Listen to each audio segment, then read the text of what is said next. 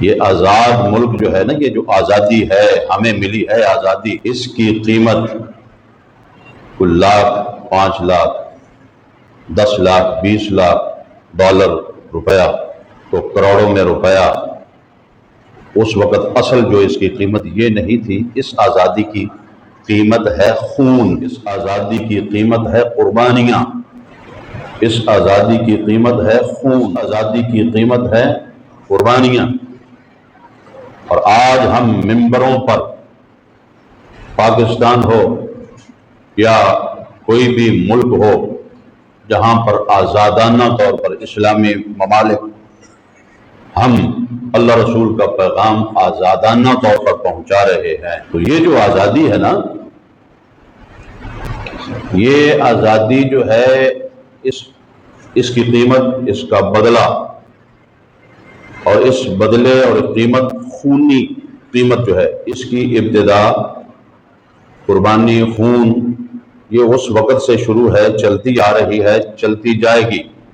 جب تک اسلام زندہ ہے، موجود ہے، یہ قربانیاں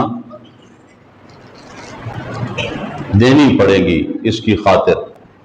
مگر میں یہ کہتا ہوں کہ اسلام کی اصل قدر و قیمت، اصل خوشی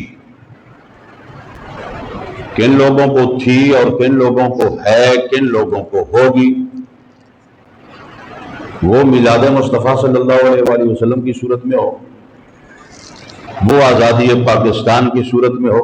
میں حقیقت پر مبنی کی بات کر رہا ہوں،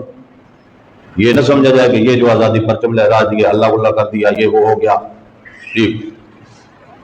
یہ تو سب ڈرامہ بازی ہے، یہ آزادی منانا نہیں ہے۔ ان ماؤں سے پوچھو کہ اس آزادی کی قدر و قیمت کیا ہے، کہ جب یہ پاکستان بنا تھا تو ان کے نوجوان بیٹے اپنی آنکھوں سے وہ ان کا خون بہتا ہوا دیکھ رہی تھی۔ ان ماؤں سے پوچھو کہ یہ یوم آزادی جو ہے، اس کا کیا مطلب ہے، کیا حقیقت ہے، اس کی کیا قدر و قیمت ہے۔ حضرت سمیہ سے پوچھو کہ جو اس کی حقیقت ہے نا، اس آزادی کی، اسلام کی، نہ طاقت ہے نہ پیسہ ہے، ایک پاور ہے جو سب طاقتوں پر حاوی ہے، پاور، وہ ہے ایمان والی پاور،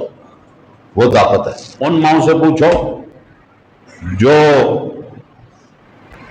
فدا ہو کے حضور کی محبت میں اپنے بیٹوں کو، اور ان مستورات بیویوں سے پوچھو قدر و قیمت اسلام کی اور اس آزادی کی، جو اپنے شوہروں کو،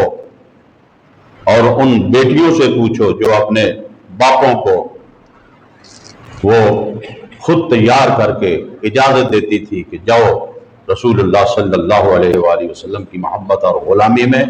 اور دین اسلام کی محبت اور غلامی میں اپنی جانوں کا نذرانہ پیش کرو۔